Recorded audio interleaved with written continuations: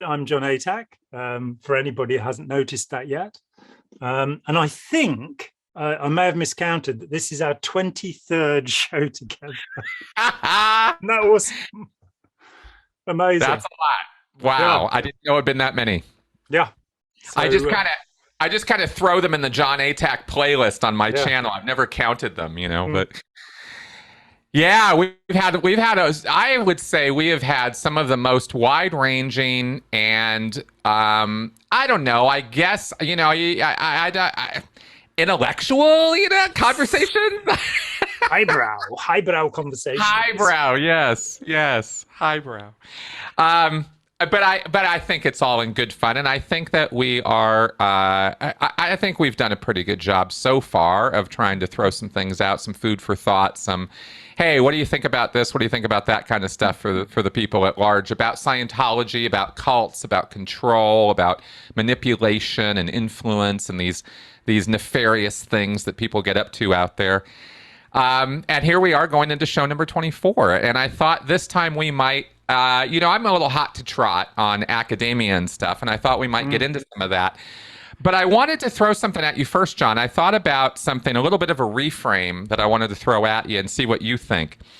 Um, it's something that you and I have had to live with for years and years, and I think everybody who's a content creator around the subject of cults gets this.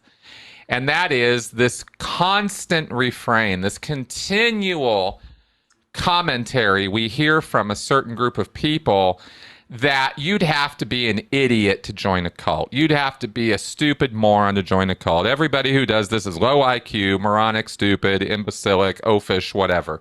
And that is I've seen this for some time now as a kind of psychological protective mechanism that people sort of cloak themselves in, that they're stupid, I'm not, I get to laugh at them or looky-loo or rubberneck at them, those stupid people who join that stupid cult, and look at how much smarter I am than they are.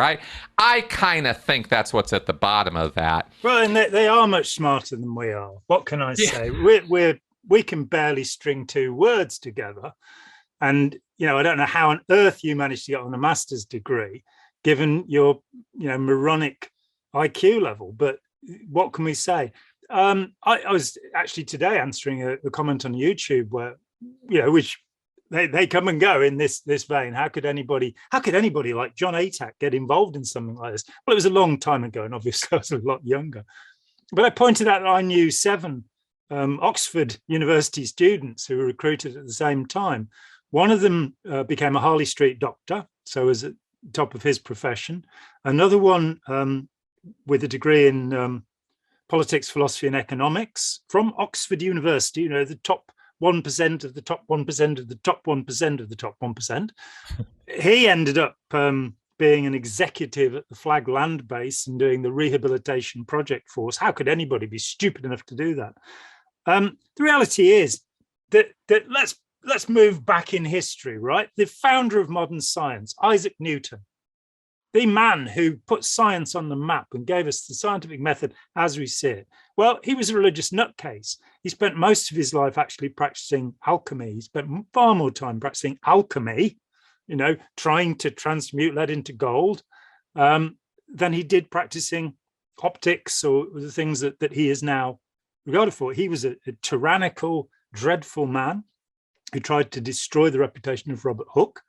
And he was a Unitarian. And if he'd been caught, he could have been executed for that, believing that Jesus was not divine. So, or Galileo, the other founder of modern science, who had 2 children, 2 daughters, both of whom he put into a convent. So that's how much he disbelieved in religion. And they were locked into this. It was an order where they weren't allowed out of the building. One of them died in misery and the other became the abbess. Go on to Dalton, the Christian minister. Or, what about Faraday, the founder of electrical science? He was a member of the Sandemanians, a 20-member cult group. We could keep on going, and you know that I do.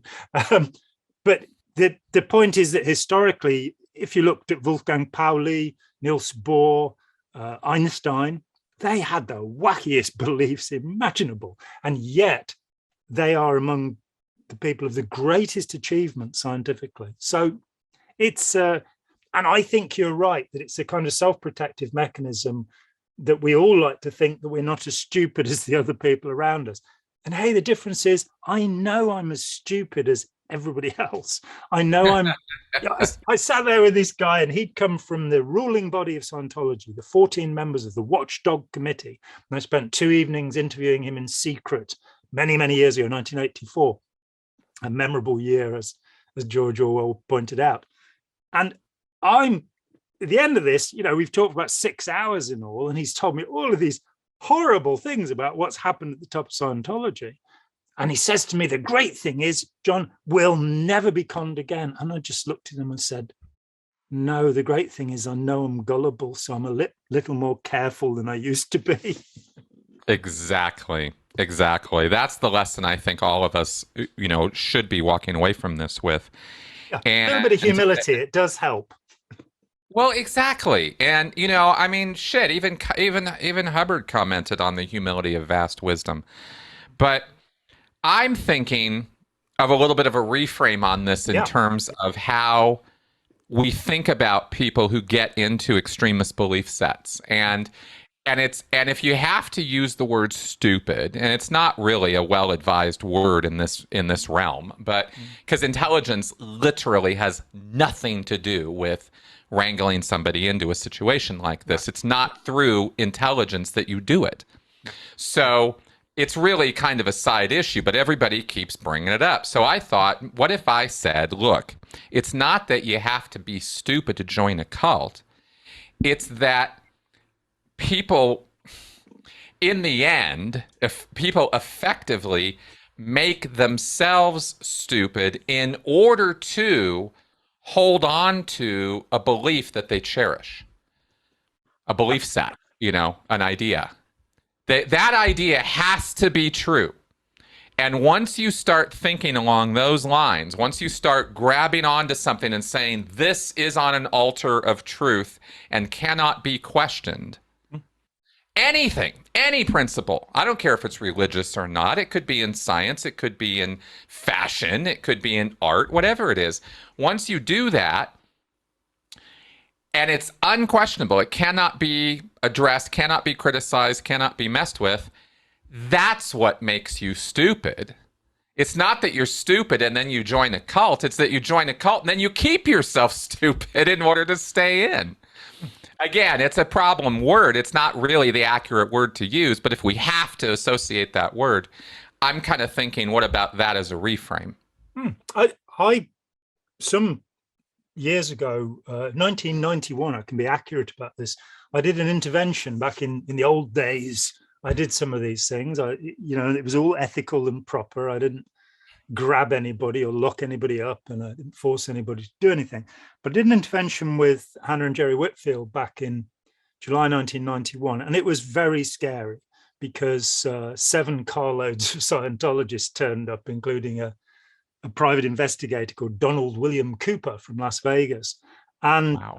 They really went after us. And for 4 days, we managed to evade them. They knew where we were, but they never found out who we were talking to. So every day, and we had these, it just happened that they were neighbors of, a neighbor of this guy had come out of the Marines here. And and he had a friend staying with him who happened to have come from the Special Boat Squadron, which is like the Navy equivalent of the SAS. And he had been in 14 INT, which is the counter-terrorism unit in Northern Ireland. So he was helping us every day. So it was this kind of John le Carré novel that we were living in, being pursued by the Marx Brothers, or Scientology's branch 1, as it's also known. But it really messed with my head. I went without sleep for about 5 days. And when I got home, because I was never, you lived through such trauma, Chris. You lived through years and years of abuse and trauma. I didn't. I was a public member of Scientology. I had a fine time. It was a bit weird, and they took, £9,000 from me in 9 years.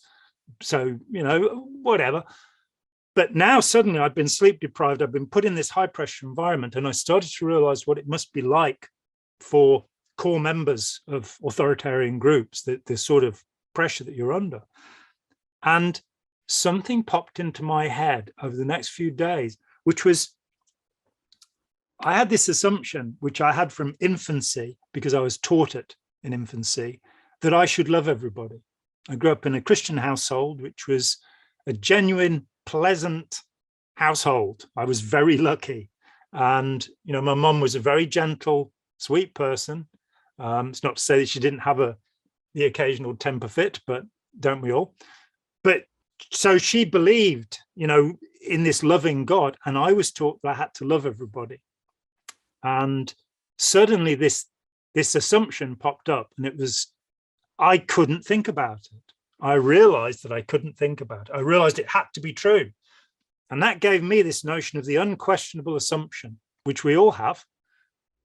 You know, in Ken Burns' Jazz, there's this wonderful old critic who's talking about having grown up in the South and been taught that blacks were a different species to whites, you know, closely related to apes.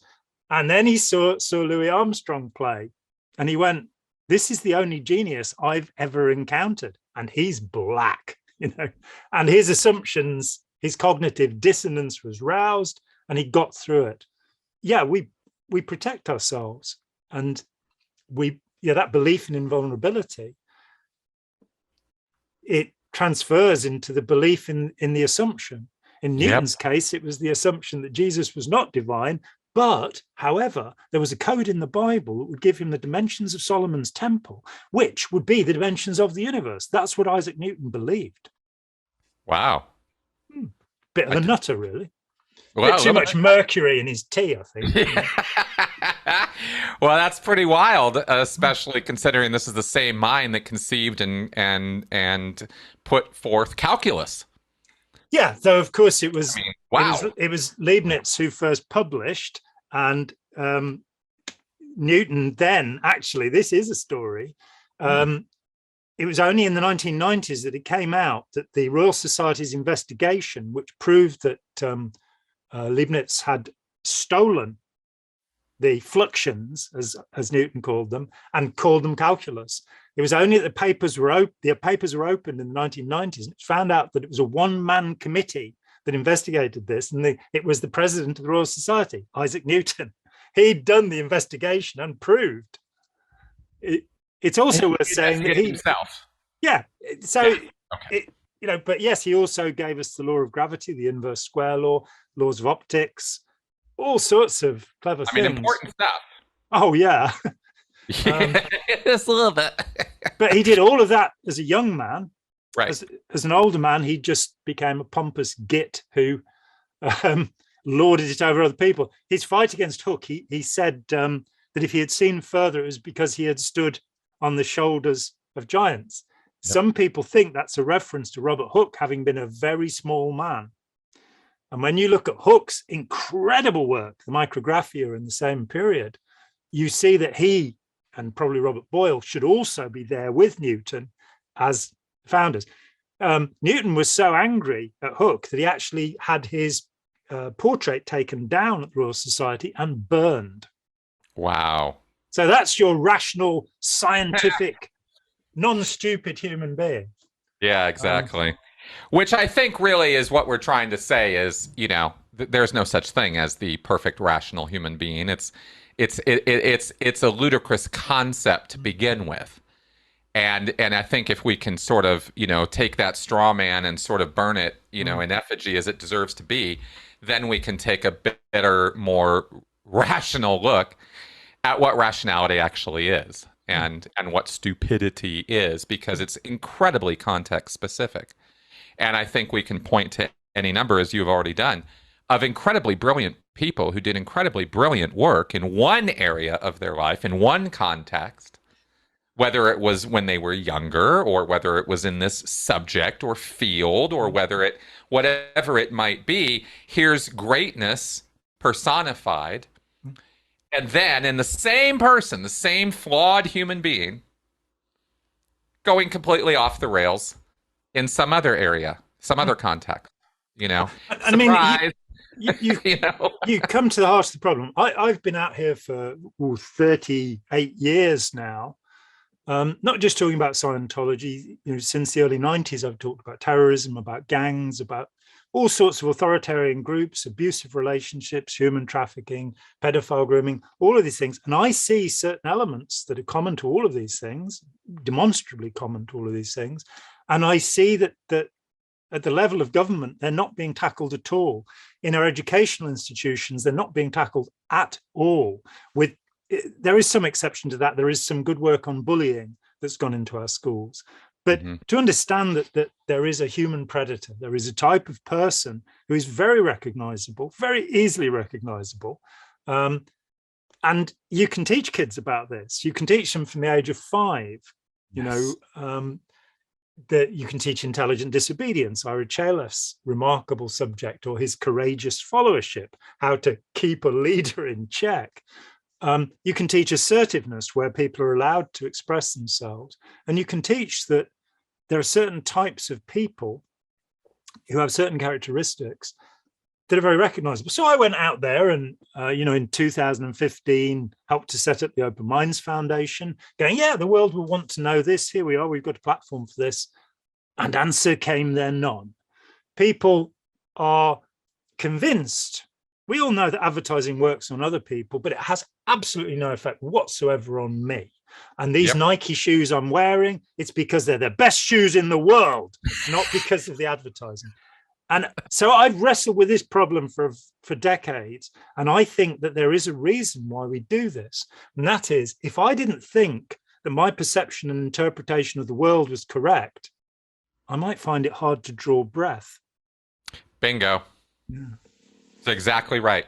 That's exactly right. And it has to, we have to be right, or at least we have to think we are. Otherwise, how could we ever get up in the morning? Right. It's akin to, not the same as at all, but it's akin to the free will argument. It's like, once you can convince somebody they have no free will, they never want to get up it again. I mean, why would I want to live life? It doesn't matter, right? Nothing I do matters because it doesn't have anything to do with me.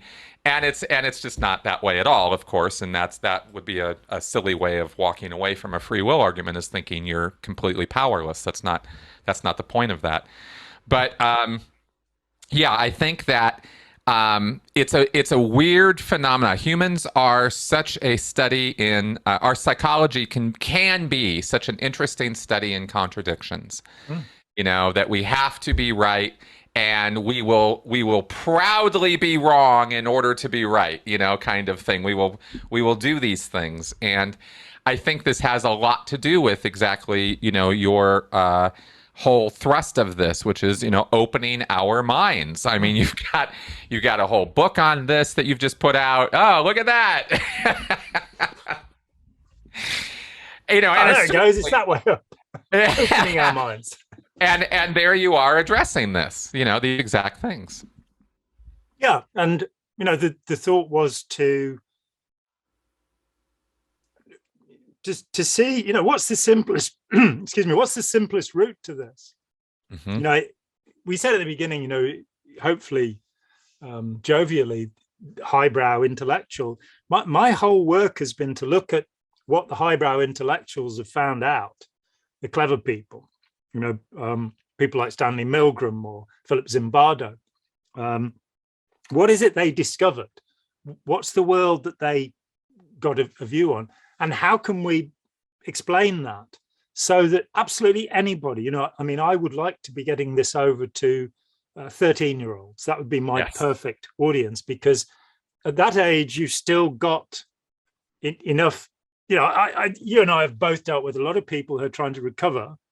And we've had our own recovery to go through, which I think in your case was pretty arduous from the conversation we had a year or so back, where we went through complex post-traumatic stress disorder. And I apologized for that because I didn't realize that it might be, so I'm sorry about that. But I think, having said that, it's probably a very instructive video for anybody who's had a similar experience to your own. And the horror is that millions of people have had an experience similar to your own. In fact, the whole population of North Korea and most of the population of China. And this is authoritarianism, this idea that there are people who believe themselves to be God and that they should be followed. and that their attitudes are right and people should do as they're told, their authoritarian leaders, and probably, and I keep using this number, about 60% of the population are authoritarian followers. They go, well, I don't really know. I can't think properly. And he looks very handsome, and I like his hair. So I'll do what he says. So we, and in uncertain times, and when has humanity ever been in a certain time? Let's. It doesn't really happen that often. In uncertain times, we believe people who say they are certain. Yes. And right. It's one of the errors of Scientology. Hubbard said knowledge is certainty. And I can remember as a Scientologist going, no, knowledge is uncertainty. Knowledge is realizing you don't know, as Socrates and Lao Tzu both pointed out. Knowledge is humility, and realizing how little you know. Whereas the authoritarian is, I know the path to go. We'll build a wall, and then that will keep, the Belarusians or whoever it is. I'm not making any specific reference here out. That'll keep us separate from the dreadful other. Whoever the dreadful other happens to be. That's right. And so we get these divisions between, the libtards on one side and the reptards on the other side. Yep. And I'm kind of going, I don't want to be on any sides. Exactly. And that's really where I've come to now too, politically, ideologically. I'm sick of both sides. Yeah. I craved human rights. I embraced human rights after Scientology for obvious reasons, right? Yeah. As you just mentioned, my human rights were violated on a daily basis as a Sea Org member, and that was for years. So coming out of Scientology, of course, I wanted to embrace the concept of human rights and freedom and equity, equality under the law, that kind of stuff. Hey, can't we all just get along? And had a very kind of, I guess I'll say Pollyannish. I mean, not quite that naive, but certainly that desire for people to get along. And why don't we just love each other, man? Right? Can't we all just get along, man? You're right, but then reality hits, and I've lived in the big wide world long enough now to know that Scientology was bad, but it's not like this is the polar opposite. There's all kinds of nonsense goes on in the big wide world. And we have to be wary. We have to be careful. We have to engage in critical thinking. And in fact, one of the points I wanted to bring up from what you were just talking about with critical thinking is if I was going to reduce, and I'm all about reductionism, because I try to give people little principles they can use. And here's a real key one is so much of our problems come from this innate need we have for certainty, for stable, solid, simple answers. Yeah.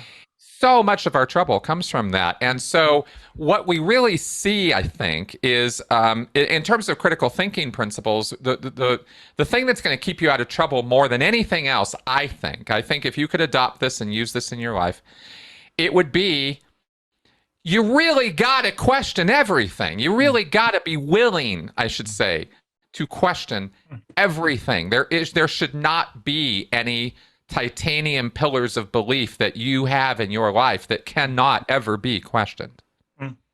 Yeah, absolutely. And we see this. I mean, I think this is an important point about religion, that I have friends who are theologians, Christian theologians, and I absolutely respect their view because they are willing to talk to me about it. Yep. When I challenge them on any point, they're willing to say, well, how about looking at it this way? And I have in this way actually understood more deeply what they believe. The same is true, in the Jewish religion and in the Muslim religion, that I am fully aware of people who use their religion to live a decent life, to help the people around them. And I step back from that. And it's like, my opinion about where the world came from and where it's going is mine. It's my metaphor. It's my my fairy stories, my myths. It's how I live. And they have theirs. And if they're willing to talk about it, if they can talk about it without losing their temper, then we can probably get somewhere. There is this problem of the emotional content where people put up walls and everything becomes black and white, everything becomes polarized, and you are an opponent, an enemy, a Satan, a devil, if you disagree with their view. And they then twist these beliefs, for me, the fundamental belief, and I don't believe I should love everybody, and I don't even seek to do it anymore. I've got as far as the Hippocratic Oath, which says, first do no harm. I would like to point out to any doctors who've taken the Hippocratic Oath that it's an oath made to the god Apollo, so it does belong to another religious system altogether. But I do agree with that. I don't want to hurt anybody, and I would like to be helpful. I'd like to make things better, to ameliorate things. So whenever I see principles that speak about hurting people, where the Old Testament talks about masturbation, gay people, and touching pigskin, all being offenses for which can be stoned to death. And I don't think that George Bush Jr. understood that when he complained about gay people. He touched pigskin, which is also, I'm afraid, a capital offense in the Old Testament. So, any football players out there, sorry. Exactly. That's right. But so it is the intention, and if the intention that a person has is positive, as the Prophet Muhammad says, people can be beasts and they can be angels, and that has proved to be so true. Yes, exactly, and it really depends on the context. Which is another one of those principles that I think is really foundational for critical thinking, or for, having a successful life, is realizing that context is king. When you put out a principle, when you put out a statement of truth, you have to at least think about, under what context am I speaking? Because, yeah, sure, and we're not talking about opinions here. I'm talking about facts. If you're going to make truth claims, right? God, God is good. Well, okay, sure. God's also dumps churches on people sometimes too, if you want to follow along those lines. In other words, be willing to see that there are more than just your side to a thing, I guess is what that was pretty poor example. But this kind of, if you're willing to consider one side, consider another, and you'll actually find yourself benefited from that, Yeah. And God and good are two words that are cognate. They come from the same root. So technically, that which is good is God. You also get whole, healthy, and holy. They all come from the same word. To be complete, to be holy. And so we go off down all sorts of routes. A tremendous amount of my time, since my teens and all the way through Scientology and beyond, I have been interested in mysticism, but not in the popular meaning of that word, which means lunatic beliefs, but in people who have sought the truth, like the Buddha, Lao Tzu, Muhammad,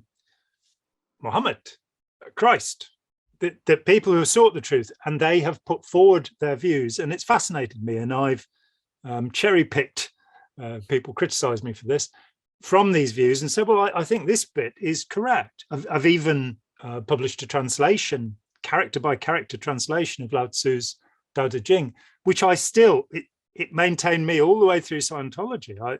I would say, well, this guy was wiser than Hubbard, So I never got the God thing about Hubbard. He just seemed like a guy. And when he'd say nasty things, I'd recognize them as nasty things and say he's wrong. He must have been in a really bad mood when he wrote that.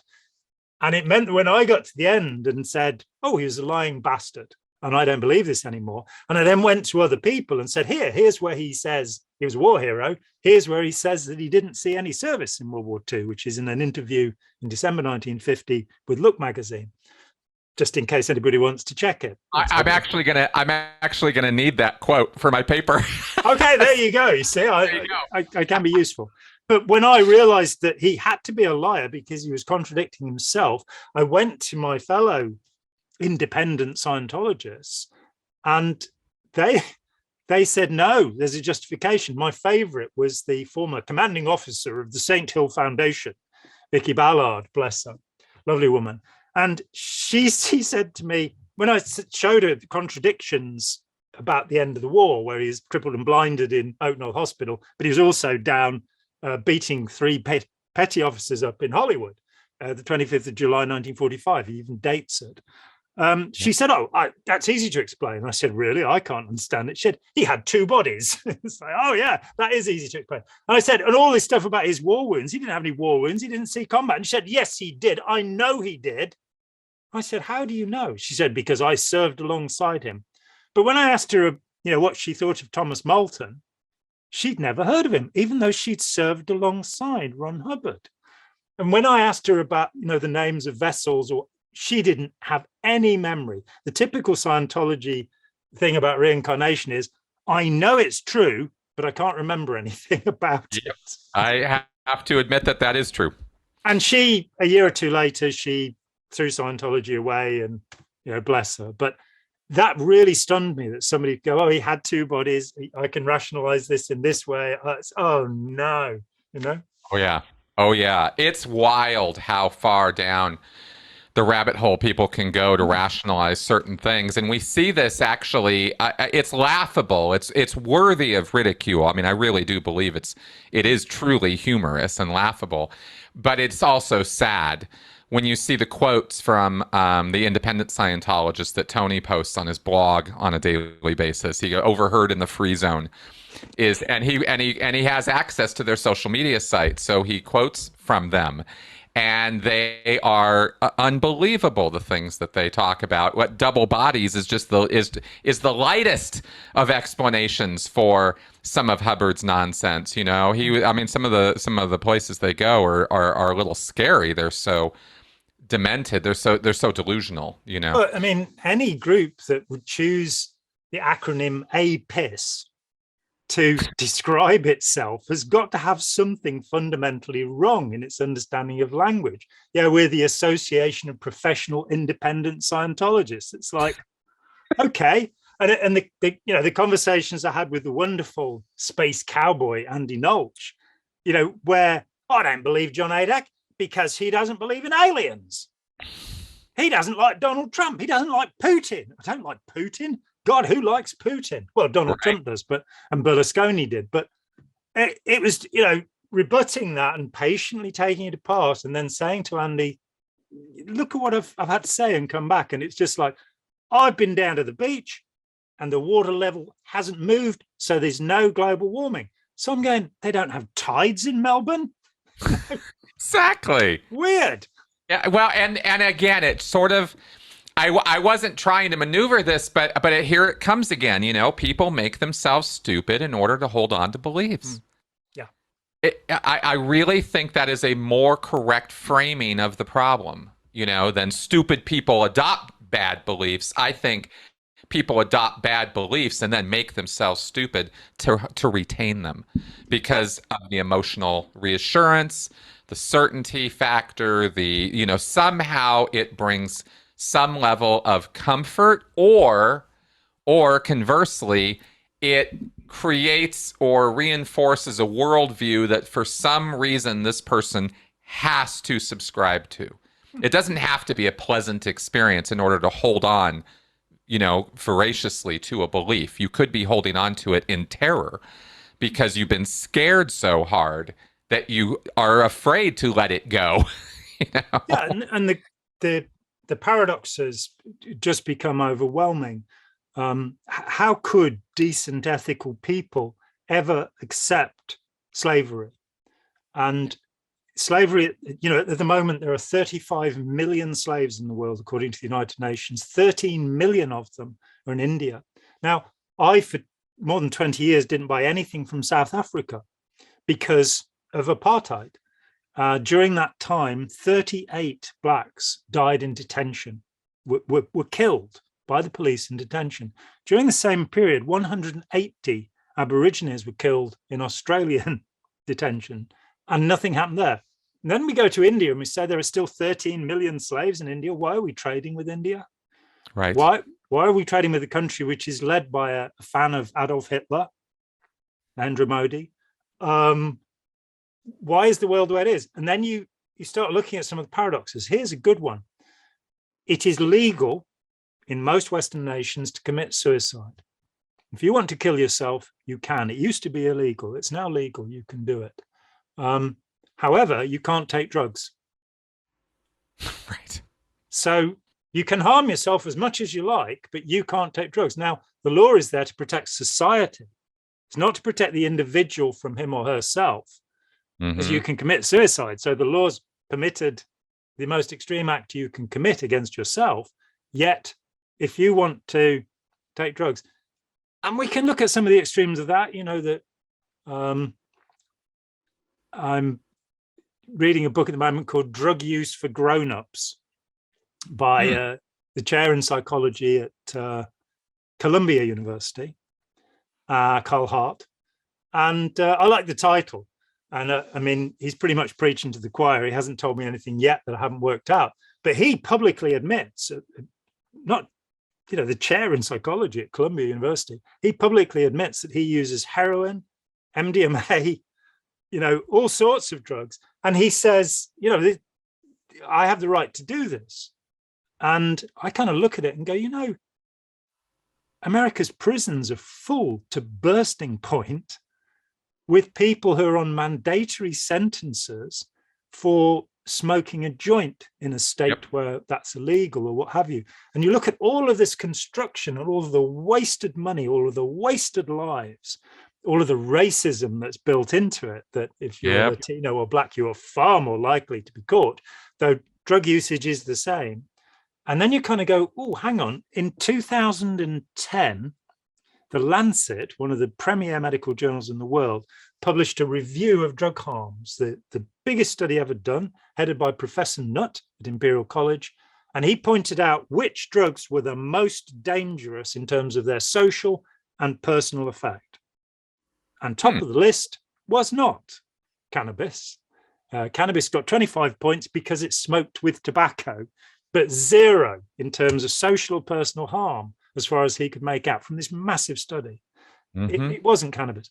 It wasn't cocaine, which I think got 53 points. It wasn't heroin, which got 54. The number one drug in terms of damage to the fabric of society and individual health is alcohol. 100,000 people die every year in the US from alcohol-related problems. You think about how many people are murdered while somebody's under the influence of alcohol, how many car crashes happen when somebody's under the influence of alcohol. And kind of again, why are we doing this? Why aren't we saying, if you cause harm, if you damage society, then that's wrong, and we should restrain you, rather than creating this situation where, I hear cannabis is completely illegal. You can get 14 years in prison for a first offense. Nobody does anymore, because in a tolerant society, you have stupid laws that nobody enforces.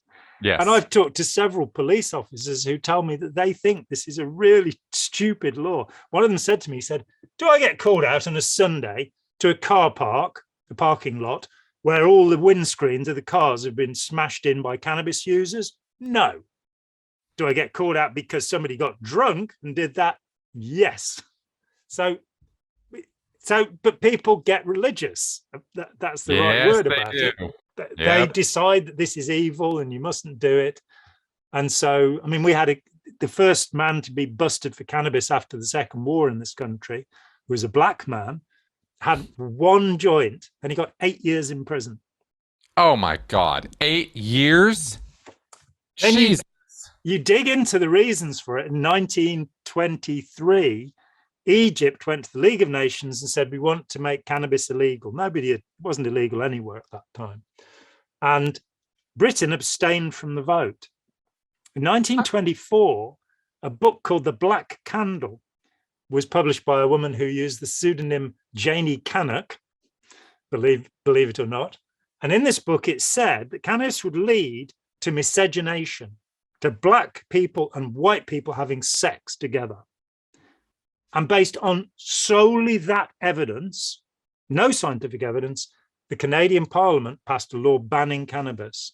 4 years later, the British Parliament followed suit. And when you look back at the laws on cocaine, heroin, opium, they're all racist. They're all based upon miscegenation. Our white virgins will smoke dope and go and sleep with black men or Chinese men or, whatever. And it's, the impurity of it all is just so offensive, Let's grow up. Let's be able to right? track back through history, see why we're doing certain things, and not waste our, all of those poor people in prison because of mandatory sentencing in the US. It is so stupid. So joining a cult, well, that cult could be the judiciary system, it could be the government, it could be the authoritarian systems. And let me put in a line here, which is to say I have a tremendous respect for first responders, for the police, for the fire service, for the things they do. But I am well aware of the authoritarian nature of those groups. That all too often, I had a situation with a young fireman who was most definitely hazed and abused so that he would not get a position within the fire service in the US. And that case is going on. I can't name names, but the evidence I saw was outrageous that in this day and age, these kind of childish, sadistic practices are still a part of the fire service in the United States. Come on. Yeah. Well, we see that sort of thing in lots and lots of groups, of course, the toxic masculinity as it has been described in some quarters, etc. Yes. There's lots of ways we can talk about this. And I think the way I when I get the sort of 30-foot look, when I can kind of back away and really sort of, a little more objectively look at the situations like this, I see the fact that when groups of people get together, little hierarchies are formed, and there is status, and status exists. It's an organic thing. We can't get away from it. We naturally just go there. And, if there's two people in a room, both of them are going to have reasons to think they're better than the other person in the room. And if there's a third person there, one of them or both of them will probably engage in some sort of sales pitch to that third person as to why they're better than the other person. And thus the games begin and let the shenanigans ensue, right? And this is human behavior 101. So from these kind of impulses, I think we get all the trouble. Because we all know, we all figured out millions of years ago that getting together in groups is a really, really great way to survive better. We can take down herds of mastodon and bison and tigers and lions and bears and all that, where we can't do it by ourselves. Individually, each one of us are powerless against even what do you do? How do you take down a giraffe? Good luck, right? But together, we are mighty, right? Many hands make a lighter load, all of that. But what we have is, these negative consequences, these negative possibilities that come from this. And I think those negative consequences come from this phenomena that we describe as the human predator. We get a bad batch, we get a bad mix, a bad apple in the mix. We get a poison pill. We get somebody who not just thinks they're better than the other guy for reason X, Y, and Z in this certain area, because it's demonstrably true that you're better than me in some areas and I'm better than you in some areas. That's not a false statement. But to then forward, I think the predator problem is, oh no, I'm the one who's better than everybody at everything. I'm the one who should be in charge of everybody, and I have no qualifications or credible reason for that, but I'm going to say it anyway, and I'm going to make all these people believe it, and I'm going to use really crafty words or very manipulative language or very manipulative activities in order to do that, to make that happen. I'll whisper some lies to this guy, and I'll go over and I'll whisper some lies to this girl, and then they'll it'll be to my advantage that they'll be fighting one another, or et cetera, et cetera, et cetera. There's 1,000,001 variations, but it comes down to the poison pill, the predator in the mix. I think that's what messes with this. Now, I approach things like that because I have a psychological bent. I'm a psychology guy. I'm not a sociology guy or as much. I kind of dig into the realm of sociology from time to time, but I've always bounced out of it because it's been an area of Well, I guess I could say that it's really easy to get into some mass confusion when you start talking sociology, including with sociologists. I've interviewed sociologists. I've had long phone conversations with friends who are sociologists, and it's all you always walk away a little more confused than you began.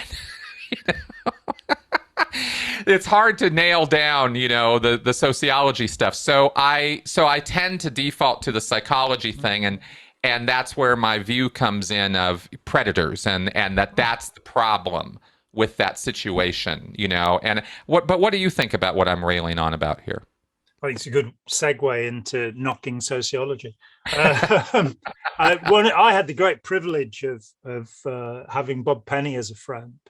And Bob is one of the unsung heroes of the movement to expose Scientology. He was the man who set up the platform on which FactNet was built. He was the computer guy. So the Fight Against Coercive Tactics Network, which was the first database on coercive psychology that ever to be made publicly available. I had the honor of being the president of that 501c3 or whatever it is in the US tax exempt organization. Yeah. for a year back in 93-94 with the remarkable Lawrence Wollersheim promoting it. But Bob was one of the most highly educated people I've ever met. He was a really remarkable man, and he'd spent 9 years in university studying sociology. And he turned around and he said, he looked at it and he went, I'm going to be a car mechanic. And that's what he did. He published Marjorie Wakefield's excellent Road to Zeno along the way, and just an incredible, lovely guy. But his critique of sociology, that he was somebody who had been deeply immersed in this on a doctoral program, and then had one day just gone, this is not relevant. This is not helpful. This is not scientific.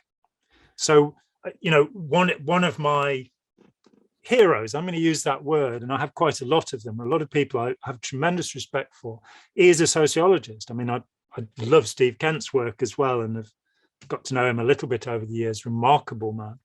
Yes. But among the people I think everybody should read to get an education is Eli Sagan. And he wrote a series of studies. The first is The Birth of Tyranny, where he's kind of going, where is the historical moment where modern nations begin to emerge, kingships begin to emerge? And he wrote about Buganda, which is part of the territory of modern Uganda. He wrote about Hawaii, and he made some comments about the Old Testament along the way, looking at these societies and how kingship had developed and the birth of tyranny. So what he's saying is very much that a human predator comes along, becomes a tribal leader, and the tribe then follow them. Now, he points to only two societies that still exist in the world that are not tribal, that don't have a boss telling them what to do. And those are the Baaka Pygmy round about the Congo, whatever the country they're in is called now, the Democratic Republic of the Congo, what have you, and the San, who are called the Bushmen, of the Kalahari. Now, Kalahari, desert, These two, and of course they were driven into the Kalahari. I was reading something the other week where somebody was talking about the ancient things of, how many centuries and what have you, these Bushmen have been doing this. And it's like, no, they were pushed in there when the Zulus migrated in the 19th century. This is a lot more recent than this person thought. But they have retained a society where the person who leads in an activity is the person who's most expert at it. And so they don't have this, I'm the boss and you do what I tell you, sort of thing going on. What is noticeable in documentaries about the Baaka and the San, they seem really happy. They seem to just get along with each other, So this is very hopeful because it says there is another way of doing this, Yeah, well, exactly. And I'm wondering, because we've had talks about these guys before, and I'm wondering, do you think that, I mean, it's so small. It's such a rare event that it almost feels, like there's this phrase of a black swan. This idea that's such an outlier. It's an unpredictable event that is an outlier of magnitude, I suppose, a black swan event, right? But I'm not trying to say these are of magnitude. I guess what I'm trying to say is the rarity of it. That it's so bizarre to see a society set up without a charismatic leader, without a tyrannical leader, without the guy who has the gift of gab, who can get himself into a position. When we call that charisma, we call it leadership, we call it lots of things, but it's, at the end of the day, it's the guy in charge. And do you think that is that the predators are just that good that they finagle their way there, and that's the problem that we're facing? Or do you think we have a human problem with raising up authoritarian predator types, and that's our problem, that we're doing that, and it's not necessarily just all we can point the fickle finger of blame at them taking advantage of us poor sods? Is, in other words, is it a codependent relationship? What do you think? I think it is. It's very hard to kick against the pricks. That if you're born into a society that has a certain set of rules, it's extraordinarily difficult to disagree. Yeah. Again, Ira Chalef's work on courageous followership is pivotal to this idea. And, Ira's come out of the closet. Ira was a leading Scientologist. He was a very important figure. He set up an organization in Tokyo. He ran the Manchester organization, where I came to know him in the late 1970s, and we became fast friends, and we're still fast friends. He ran St. Hill for a while. He worked directly with Ron Hubbard, and so he saw what tyranny looked like. And the first time I heard about severe reality adjustments was actually overhearing Ira perform one on my wife. And I was a public Scientologist, so I knew nothing about this, screaming at somebody until they collapse, to dominate and humiliate them. And I challenged him on it. And if it isn't written, it isn't true. So I said, where did Hubbard say you should behave this way? And to my amazement, this legendary lion of Scientology put his head in his hands and started crying. And this was back in 1982. And he said, it's not written anywhere. And I said, well, why do you do it then? If it isn't written, it isn't true. You've got to have it written down. Ron Hubbard says this. He wrote this, in fact. If it isn't written, it isn't true. He wrote it down for us. So it's a truth. And he said, Hubbard did it to us. Hubbard does it all the time. And it gradually, as we left Scientology, and he was able to tell me just how brutal Hubbard's rages were, just how much he traumatized the people around him. You go, and this guy that brought us Dianetics to relieve all our trauma is personally actually inflicting trauma on people. There's a little bit of an oxymoronic situation here, a little bit of a contradiction. So Ira went on to then go and work with politicians in Washington, D.C. And very quickly, he initially, I think, went there with the idea that he would give Scientology to these people so they could administer their affairs better. And thankfully, he worked with a boss who really did know how to sort things out. And within about a year of arriving in Washington, he had no interest whatsoever in the administration technology. He'd found out how to actually help people. He's now a traveling fellow of Cambridge University. He's been recognized. He's spoken to the European Council. He's spoken to Sandhurst Military Academy, the FBI. He is a renowned man because he's brought us this idea of it is your responsibility. You can't just say, oh, let's groupthink it with the boss and we'll support the boss no matter what the boss wants. This mafia idea of politics that we're still subscribing to, it's your responsibility to get hold of the boss and say that's wrong. That's the wrong way to approach this problem, and to try and create a culture where you don't have that Kennedy effect, where the Bay of Pigs happened because Kennedy was never told that it was the most stupid idea imaginable to send 2,000 people to invade a country that had an army of 180,000 with the highest popularity ratings for its leader, the evil Fidel Castro. And, where their escape plan was to hack through 80 miles of jungle, which is about a mile a day. It was just horseshit. It was just a stupid idea. But Kennedy was not told this because of this, the charisma of the leader, the magical godlike power of the leader. And I guess we could say, if you look at Joseph Campbell or Mircea Eliade's Histories of Religion, that we have adopted values that we get from Sumeria. They went from Sumeria to Babylon to India to Egypt to China, with a little bit of Cambodian influence, I think, in China. And this idea that the leader is a god, the president, the king, you have the king's touch in this country, where it was believed that if the king touched somebody who had a palsy, that it would cure, a shaking disease, it would cure them immediately. You have the anointment of our current queen was anointed with holy oil. So charism, as it is called, which made her charismatic. That's where the word comes from.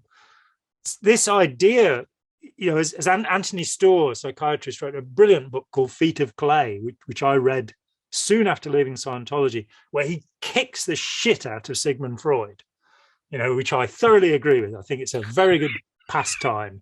This man was, Ron Hubbard, nothing compared to Sigmund Freud. He was a lying bastard. And, he committed evil. And he created a system that is the most insane view of the human mind and human behavior, and has done nothing but harm from my perception. And I would apologize immediately to my friend Dan Shaw, who is a forensic psychoanalyst, which has some Freudian. I think Dan, I would recommend Dan to anybody because he's a brilliant guy. But the other forms of the Freudian therapy, I've had two friends who went through a full 5-year course of this stuff. And at the end, with one of them, at the end of 5 years, his therapist said, you should spend more time with your children. You've been seeing this guy for twice a week, paying a fortune. And in the end, the solution was, these 5 years that you could have spent with your kids, you should be spending more time with your children. And the other guy was just crazy. And I'm not going to get into it, but it wasn't helpful. It wasn't useful. Adam Curtis's documentaries, The Century of the Self, give a very good view of Freud, then his daughter Anna and the way she screwed people up, and through to Jeremy Freud, who gave us product placement. When he issued the documentaries, Clement Freud, the grandson, hadn't been outed as a sexual abuser. So the whole family had just, wow, this dreadful group of people. Anyway, Feet of Clay by Anthony Storr. I didn't know about any of that. That's all new to me. Wow. Yeah. Anna Freud is interesting. She became the great expert on family therapy and how to bring kids up, all based on 4 kids who were given to her by some rich patrons. And she then, hothoused them and brought them up in the way she thought. One of them became an alcoholic. One committed suicide. I would reckon that's a 50% failure rate, which is not really good enough. I don't know what happened to the other 2, but I doubt they had easy lives. So we get these authorities, and you have to divide this between the authoritarian and the genuine authority. Somebody who's an expert about something, that's useful. I'd rather have a surgeon operate on me than a plumber, but I'd rather have a plumber fix my plumbing than a surgeon. Exactly. So expertise, and this gets mixed up. So you have rank authority, people who, they've got a badge or some stripes on their arm, and they can bully you. And sadly, this goes all through our system. So teachers, sometimes they're experts, and their expertise is the most valuable thing in society, I believe. A teacher who can teach is more valuable than anything else in the world. But there are so few of them because the system doesn't really want that kind of people. A doctor who can cure people, well, that'd be good. A lawyer who can prevent injustice. people just become cynical because they get trapped in the system, and they realize that if you are thoroughly genuine, open, transparent, and honest, you'll last 10 minutes in this world. And so they join in, they become part of the corrupt system, and continue it. And I don't think we need to do this. I think that if we taught kids how to recognize predators, and we'll put a link to my predator poster, which is, something you can put up on your fridge, or it was a school teacher who asked us to do it, actually, a US school teacher. That in a single page, there you are. There's a video on my channel called Human Predators, which has the characteristics in. You can see what to look out for. If somebody is mean and they lie to you, watch out. It's not complicated. If somebody brags and boasts about how wonderful they are and puts other people down and can't stand to have other people praised, watch out. There are a list of characteristics that belong to such people. If they push you to take risks and you feel you ought to do that, if they humiliate you in front of other people, such simple things that have actually been caught up in the system. So, I worked on about 150 court cases relating to Scientology over the years, and some of the judges that I saw were just, this is impossible. Why isn't the hair psychopathy checklist being used on people before they can stand for political office, before they can become judges? Because we have a disproportionate amount of psychopaths, sociopaths, malignant narcissists in powerful positions in our society. That's it right there. And I think that's the uphill battle that we are pushing back or fighting on against, right? That it is an uphill battle. The deck is stacked at this point against us because of that simple fact. And so I think that education component you're talking about there is vital, tempered with the fact that we have to think about this. I think we have to think about learning about this stuff and utilizing it the same way we have to think about, or I talk about, critical thinking skills. It's almost a discipline. It's not just some facts you're trying to put in somebody else's head. You're trying to get across to them an attitude or a way of looking at or approaching life itself, or your relationships with other people, where I would, but the way I imagine it or sort of think about it is, wouldn't it be great if everybody kind of had this awareness or this like filter or something, or something that would be like, when you are looking at situations or evaluating circumstances with people, you can see past the words, you can see past the flowery language and the pretty imagery, because I'll tell you, some of the most evil people in the world have been some of the most beautiful people in the world. I mean, we fall for, or we give a pass to, aesthetics, pleasantry, manners, this kind of stuff. If we could see past that, if we could somehow train ourselves to see actions, not words, right? And deeds, or and what is an intent in a way, but intent is hard to read. So I think falling back on behavior and action is what you can see right in front of you, and training ourselves to not give a pass as readily as we are wont to do when we have biases in favor of people, because they're our team member, because they're our family member, because they work with us or for us. We bias ourselves. We give them a break. We give them a pass. We say it's really not that bad when it is. And as you say, we're susceptible to charm, and we're particularly susceptible to flattery. Yes. And so you have the constant cycle with the abuser, which is that they do something horrifying, and then they apologize, and they're charming, and then they do it again, and then they tell you how wonderful and forgiving you are. And it fascinated me as I started to see that abusive relationships, where there's spousal abuse, are just micro cults. that you've Yep. got one person who's dominating another person. And what we're looking for is an even playing field where we all have the right to say something. For me, the most frustrating thing, and you know this, in theory, I retired in June this year. I reached the age of 66, which is the age where you get a state pension in this country, which you can't live on, but heck, it's something. And I sort of went, I want to paint pictures again, because that's what I'm an artist. I want to play the drums and sing again, because that's what I used to do. You know, back when I was a Scientologist, I still got to do those things. I want to publish the 2 novels, add to the 2 novels I've already published. I want to do these things. I want to have some fun.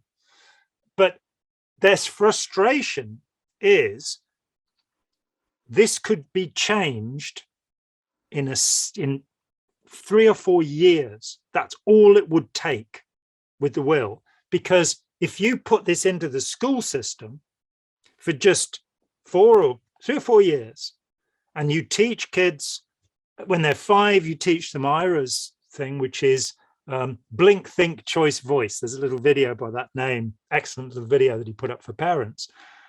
And a 5-year-old, you're saying to them, look, if somebody says something that sounds a bit weird, blink, think, make a choice about what you're going to do, and then voice it. So they're being taught a process of thought that most of us, we don't withdraw. We don't think twice. We don't go away from the predator or the charmer and think about it. Give them that. Give them a situation, Matthew Lippman, in his brilliant work on education, this idea that you sit kids round in a circle at whatever age, Socrates for 6-year-olds was the name of the brilliant documentary about it many years ago in the 80s. And you sit them in a circle, and the one I remember is the facilitator, there's not a teacher, says, why do we need a brain? Could we survive without a brain? Not there to teach them anything. The first kid goes, I think we need a brain because otherwise we'd fall over.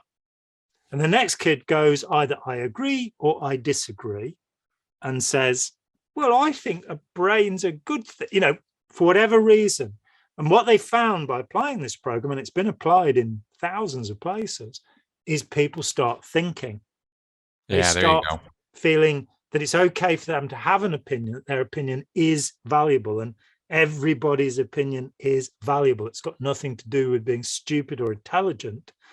You know, that often it's the uneducated people who are willing to stand up against tyranny, because the educated people have been blinkered and put through a system where they're used to behaving this way. So if we put those things in for young kids, and we then get teenagers to recognize what predators look like and to understand the methods of seduction and recruitment, you know, go and watch Tom Cruise in Magnolia, for example, you know, how to fake like you are nice and caring. You know, he's brilliant in that, but at no point does he look in the mirror and go, oh my God, this is Scientology that I'm doing here. Right. So these things, I believe that the world could be changed in a few years, because if you can just shift 1 or 2% of people to add to the 1 or 2% of people who are actually noticing this stuff, you could create a massive change. And that's very frustrating. Everybody go out and do this. I've spent 38 bloody years. I'm retiring. You know. Exactly. Well, that's the thing. That's why we do these podcasts, is we're trying to get people out there to pick up the torch. We don't, this isn't a recruitment channel particularly, but on the other hand, we're not selling anything except common sense and critical thinking, but and those are free.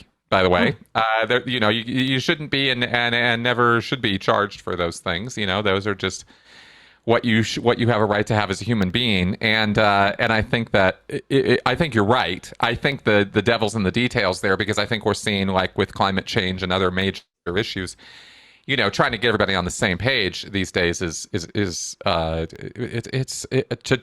say Sisyphus. I mean, it's a challenge. Sisyphus is the guy who pushed the rock up the hill every day, and then at the end of the day, it was back down at the bottom of the hill. Yeah. And that's kind of how it feels sometimes in doing this work, to be honest. It feels like it every day because the bloody rock's at the bottom of the hill again. Exactly. And then somebody like Greta Thunberg comes forward, Yep. at age 15, I think, when she broke onto the world stage, and lambastes the world's wise leaders, saying it's just blah, blah, blah, Yep. And she's not wrong. She's And not she's wrong. not wrong.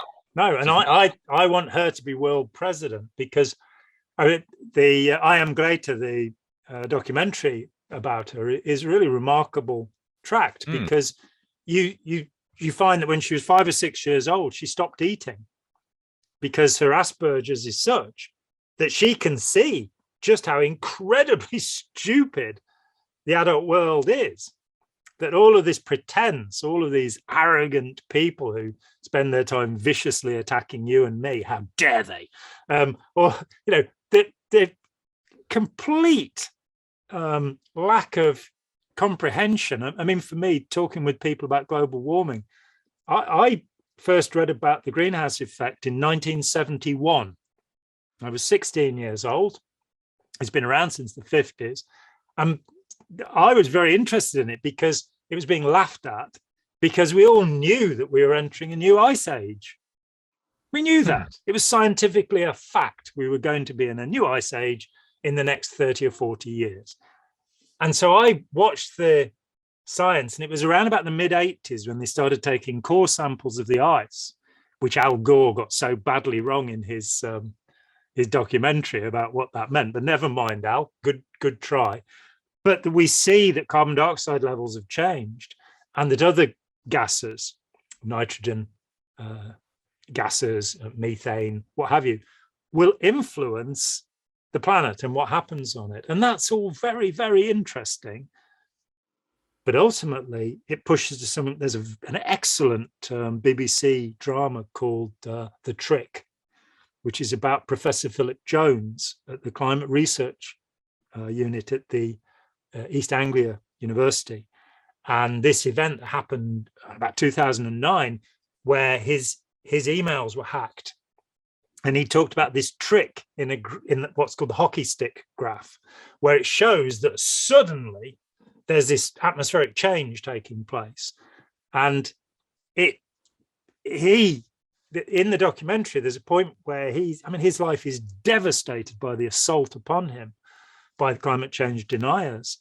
And it's worth saying that the chief among those deniers actually went back through his data at it's a Berkeley Institute and decided he was right. That when he'd got all of the data in front of him, he went, oh my God, he's right. The trick was that they'd found out that the information you get from tree rings actually starts going wrong somewhere, I think in the 1960s, possibly because of the amount of pollution that we've poured into the atmosphere. And so they stop using tree rings to take data from because they know they're not accurate at that point. And because you don't need them anymore, because we've got thousands of places measuring the atmosphere around the world. So in fact, that misrepresentation made by climate change deniers, and heck, made by PR agencies representing the oil companies, the same PR agencies that represented the tobacco industry, who managed to sell a conspiracy theory that, yeah, you see, this is all bit.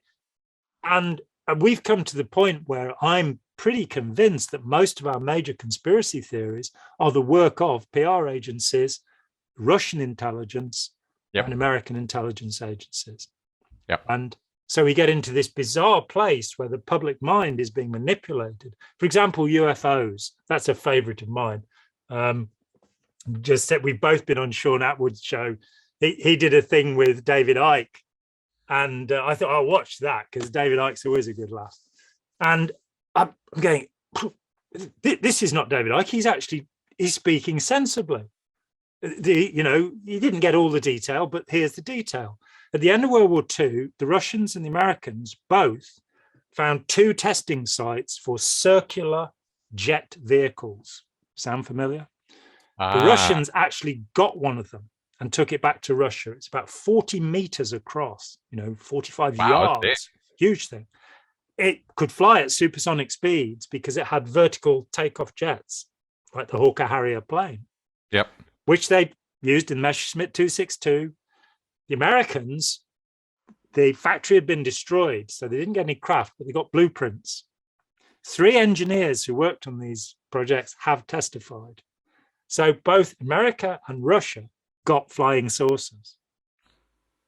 And here's a perversity. If you look at the media in the West and the media in Russia, the descriptions of aliens are different. Are they? They're consistent west to west and east to east, but they're different east to west. Possibly because the agency that put out these descriptions originally and made up the Roswell incident and all of this was deliberate propaganda by agencies who were testing these craft. Interesting. David Icke gets that far with it and then says, but there are aliens involved. It's like, Right. no.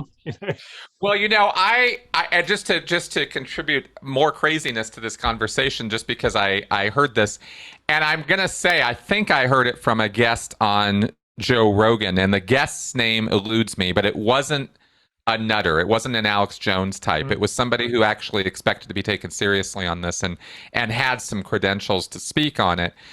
I think it was a CIA guy, if I remember right. It's Mike something, I think his name was. And he talked about the possibility, at least. I don't think he said it was a dead certainty, but he talked about the possibility that Roswell was a Russian prank.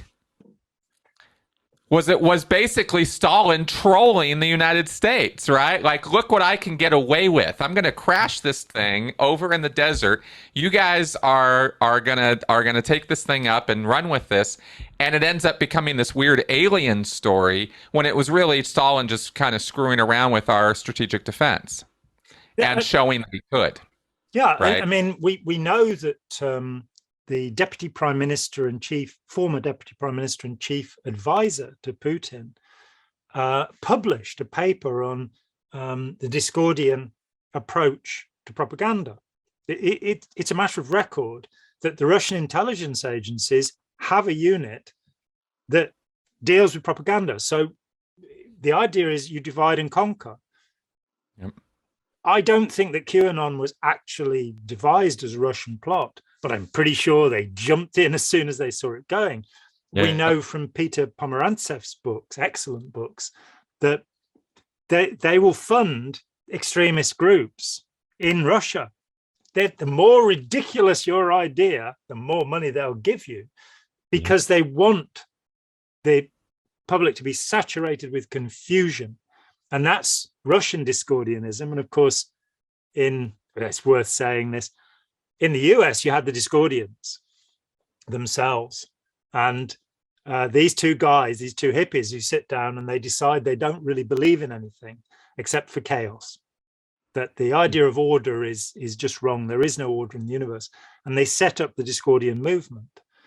In the 60s, they start writing they go, what's the most ridiculous idea we can put into society?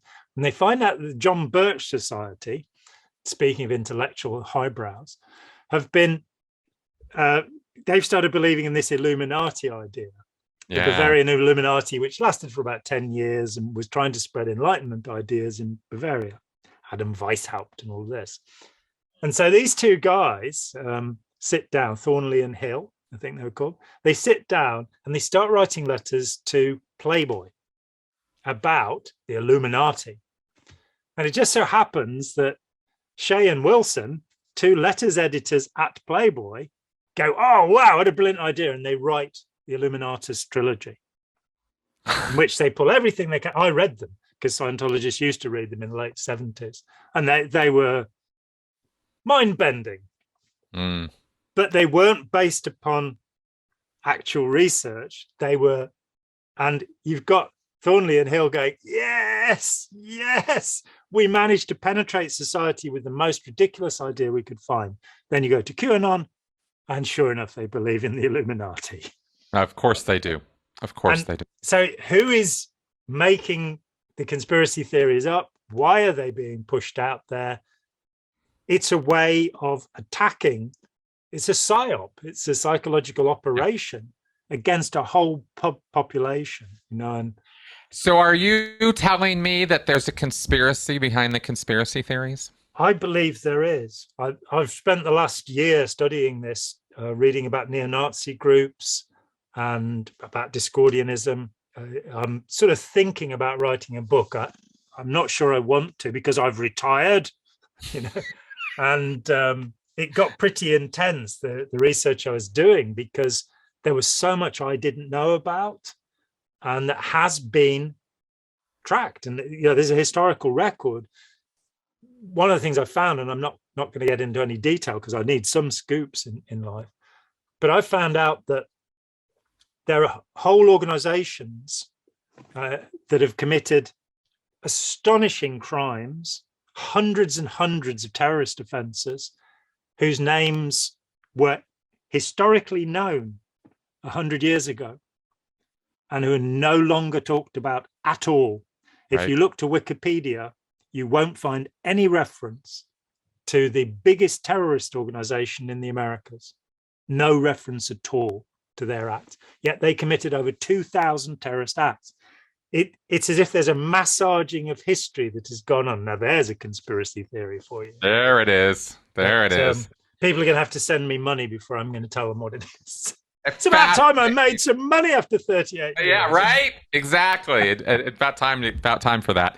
Well, isn't that interesting? Isn't that interesting? I will say this, because we've been talking about critical thinking as well here, and I will say that I'm going to bring back up for those of you out there who are listening right now thinking, John's gone off the deep end.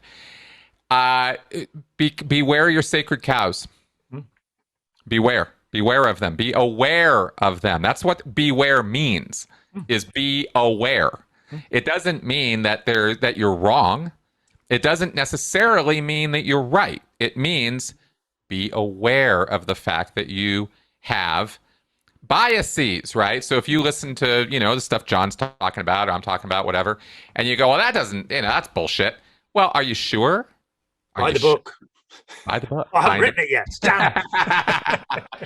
Exactly. Yeah, I mean, one piece of information. I wanted to understand what Aryan race theory was, because all of my life I've been told about the Nazis and Aryan race theory. This idea that white people are somehow superior to anybody else, Northern European white people particularly. That's right. Though Hitler, of course, did include the Japanese and the Italians among the Aryans for some reason, and probably the Spanish.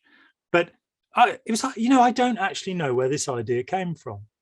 And so I've read 3 academic texts on this written by university professors who've dug into the original documents. And I was horrified.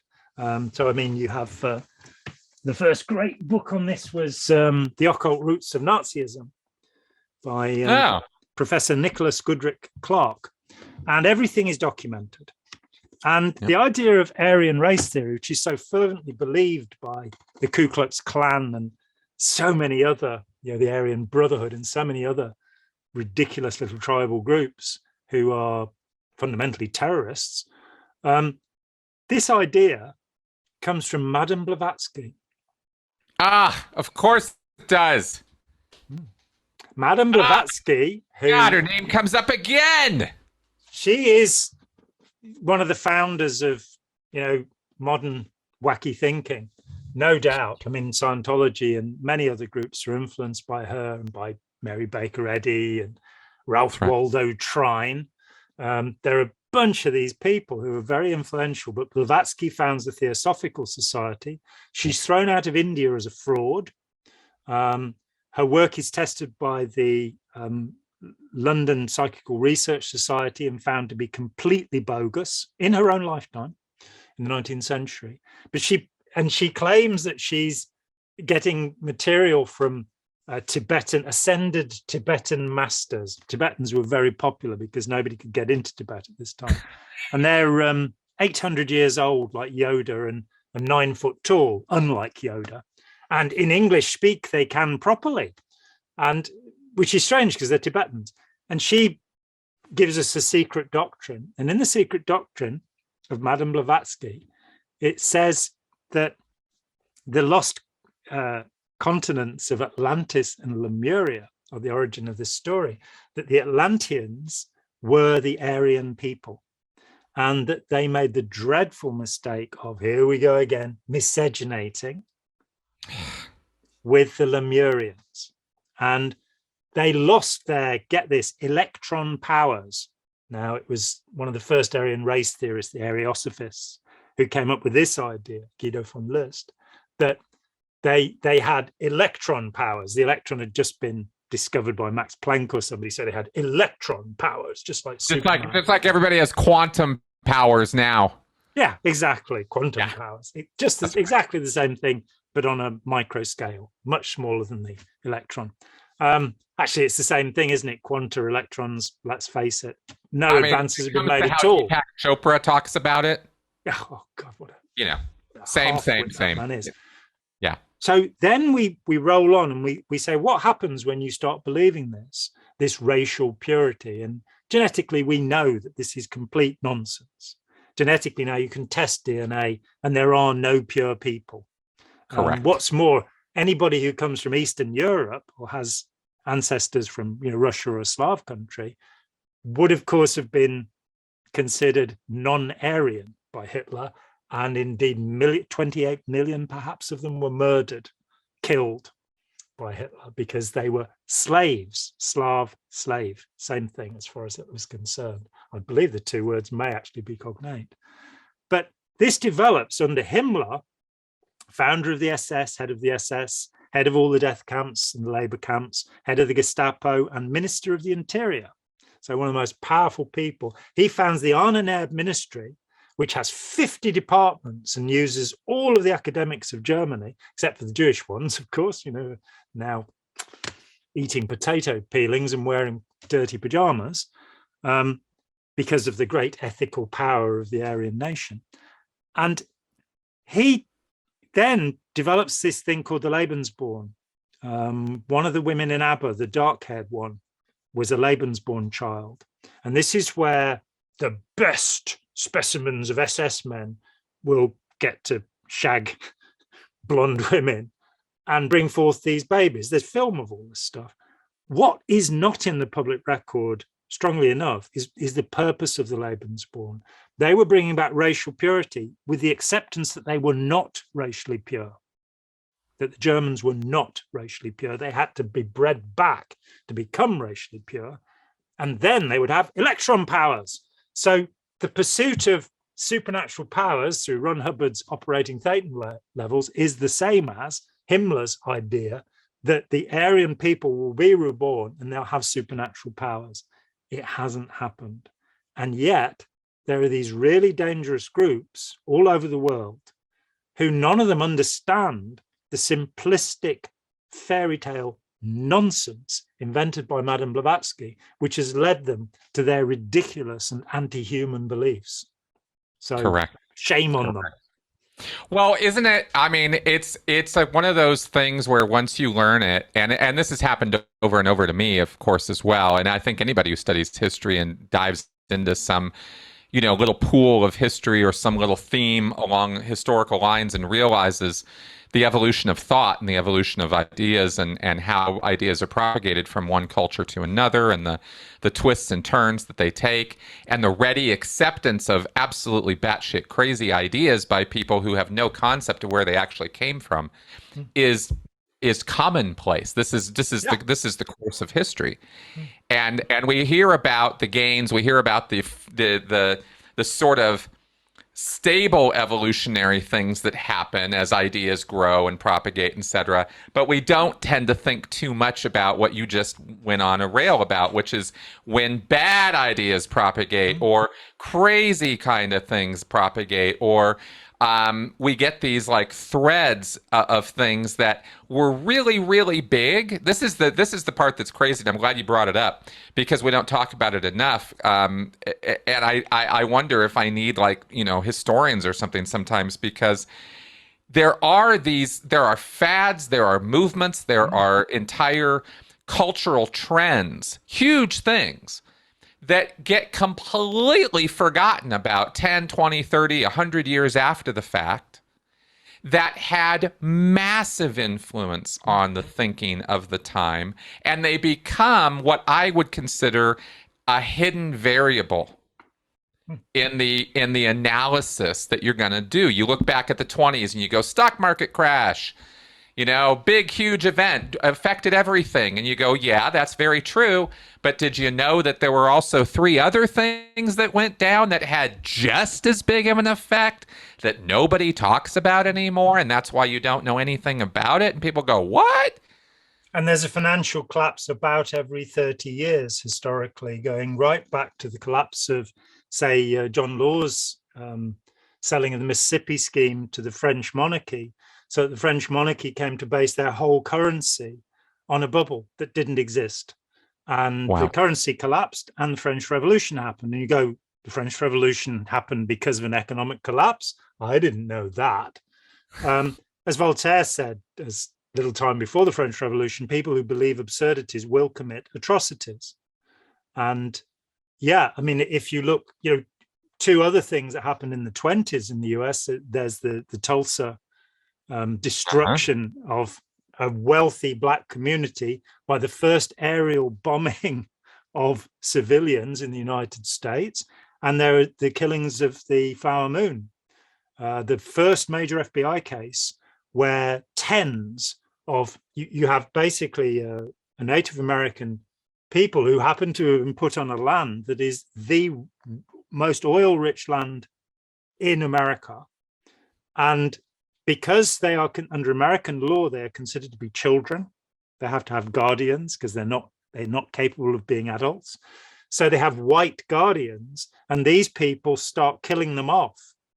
There's a great book called The Killers of the Flower Moon, which investigates this. You have all of these dynamics that are pulling around in society. There's a great book called American Nations, which points out that there are 11 separate nations in the US, and that one of them in the Deep South comes from the Scots borders. And these are thug cultures. These are hooligan cultures, because the Northern English and the Southern Scottish were at war with each other. So you have a culture of machismo where people are bossing and bullying and you looking at me. And that culture is then passed down to the slaves. And it then goes into Black culture.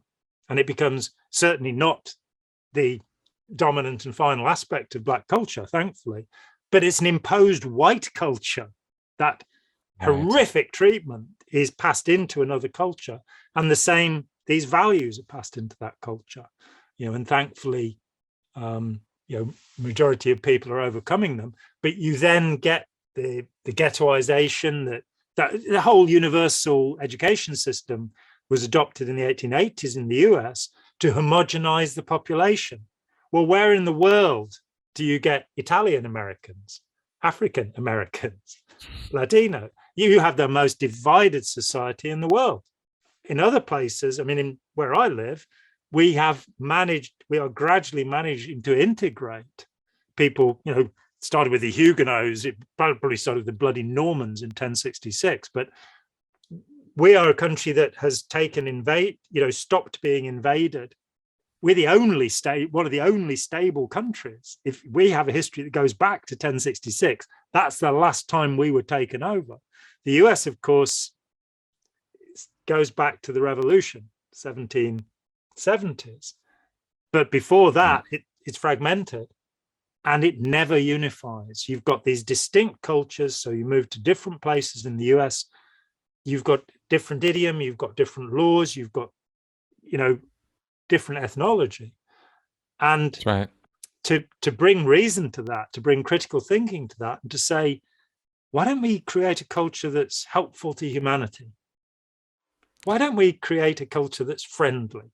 Why are we still fighting wars? Talk about cults being stupid. How many hundreds of thousands of people are involved? How many millions of people are involved in the military? I mean, the North Koreans have something like 2 million people in the military. Russia, China, all of this stuff going on. Why are we wasting all of this stuff when we've got to grow up and accept that we are one big family that needs to work out how to to work together and do something and make our goal creating a better world for ourselves and for most of the species, though not the mosquito. You know. Yeah, we seem to have a little selfish problem when it comes to speciation. I want to mention one other point just on the hidden variable point, because you just did a great job there, just kind of breaking down this very expansive example of that. And I thought of another one that is on the line of cults. That is, again, one of these non-obvious points of history that I had to have. Stephen Kent actually pointed out as an aside in a paper he wrote, and I looked at it and I went, "Wait a second, what?" And then I went and looked it up, and I was like, "God damn, he's right."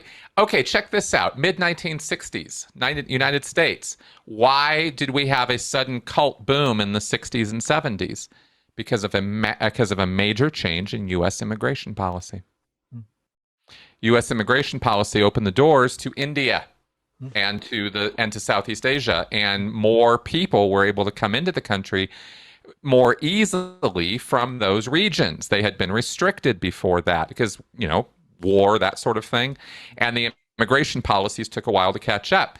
And this is as I understand it. There might be more data on this, but the change being made there open the door to a bunch of gurus and those types coming over here. Now, I'm not saying everybody that immigration's a bad thing or traveling the world's a bad thing or migrating's a bad thing. That's not what I'm saying.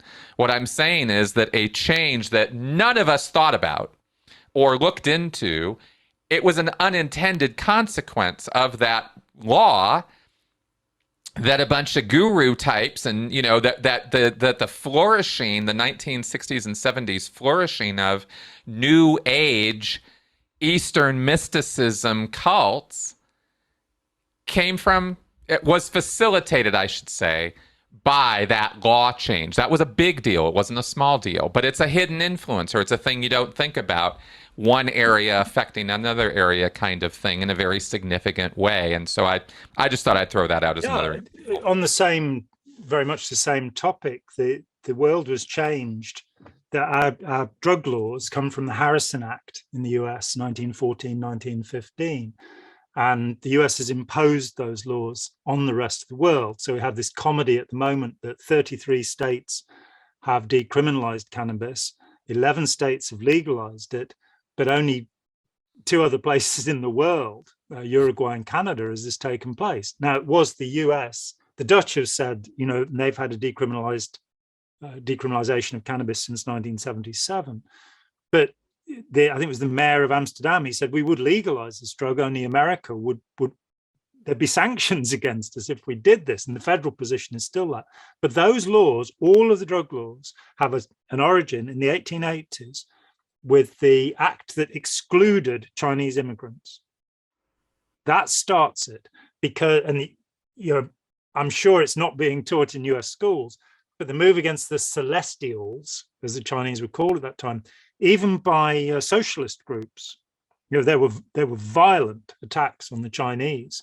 They'd been imported to build the railways, and then they wanted to get rid of them. And how did you get rid of them? Well, firstly, you stopped any immigration. It was the first restriction on immigration in the US, I believe. Because at this time in California, there were as many Chinese as there were everybody else, because so many of them had come in. They were being treated as slave labor, pretty much. Thousands of them were killed during the building of the Pacific Railroad. Health and safety issues were not uppermost in the minds of people like Andrew Carnegie, the great philanthropist. So they were actually banned from immigration, but there were so many of them. How did you get them to go home? That's why the first law against opium was brought in. And it's against raw opium, which is the weakest form, not against heroin or morphine, codeine, the stronger forms, but against smoking opium, because that's what the Chinese used. And so then some bright spark realizes you can get trading concessions in China, which have been very successful for the British and the French and the Dutch. You can make lots of money. If you go to the Chinese government and say, we agree with your war on opium. And so the US produced this thing which could exclude the Chinese so that they wouldn't take over, and create a treaty with China so that you could make a tremendous profit. Within a dozen years, China collapses. 1912, the emperor is gone, and you start then at 35 years of civil war and Japanese occupation in Manchukuo in the middle of that. Just these incredible, the law of unintended consequences, that once you let one of these Machiavellian schemes loose, it will have, which leads us then to Nixon's war on drugs. That's right. Round two of this thing. Yeah. And the hundreds of billions that have been spent on this project of stopping people from taking drugs that, some of them are harmful, but they're not as harmful as tobacco, and they're not as harmful as alcohol. Right. But they don't have the lobbies to protect them. And we now, of course, we've moved into a new phase, which is that the pharmaceutical companies are actually producing the fentanyl, carfentanil, oxycodone, Vicodin, all of these things. And so the war on drugs has become very confusing indeed. Yes, as to its objectives. And you have the highest prison per capita prison population in the land of the free and home of the brave. That's right. Anywhere in the world, even Russia and China have a lower, and North Korea have lower per capita prison populations. What's more, they don't have a majority of Latino and Black. Then you get the production of the gangs within the prisons. So a group will form within the prison and they're deported back to Ecuador or Mexico or wherever. And that sets up a base for gangs to be run through the US to run the drug trade. And you kind of go, well, look, if you regulated drugs in the way we regulate alcohol, look at the Volstead Act and prohibition. If you regulated drugs, these gangs would disappear. They'd have to find some other way to do this. And correct. Yeah, we stand on the verge of that. Mexico may very well make that step. Colombia may make that step. Yep. But it's a matter of, as Keith Richards of the Rolling Stones said, he'd never had any trouble with drugs, but he had an awful lot of trouble with the police. Yes. And yet he still managed to write 50 of the greatest songs ever written, so. Exactly. And the guy's never going to die. He'll outlive me. It's 40 years ago since he stopped taking heroin as well, which almost nobody seems to be willing to accept. But they said, it was said of Keith Richards that if you fed him nails, he'd piss rust, Yeah. Yeah, that guy's constitution is enviable. I will certainly say that. What was I going to say? I was going to say that,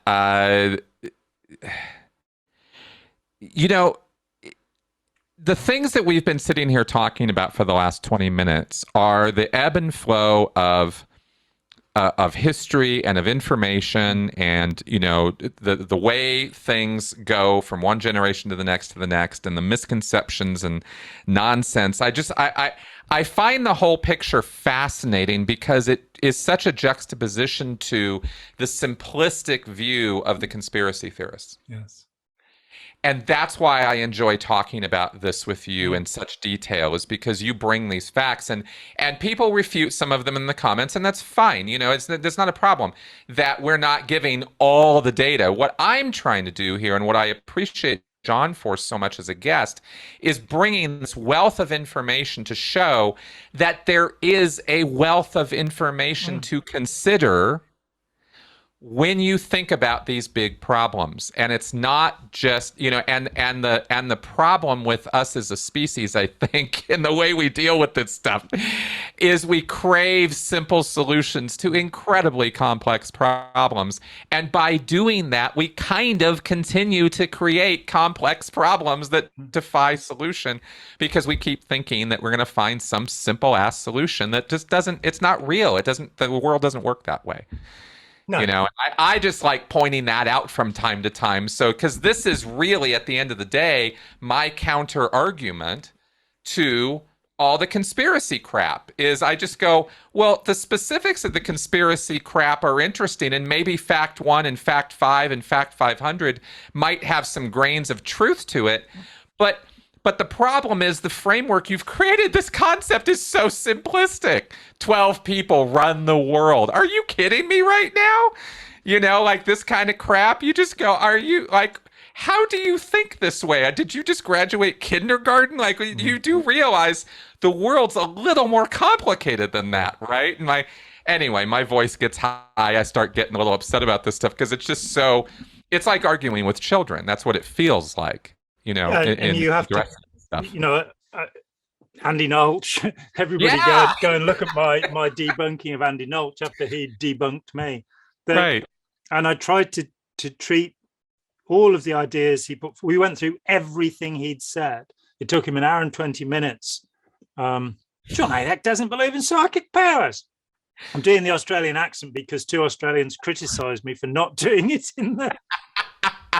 You can't win. But he just seemed,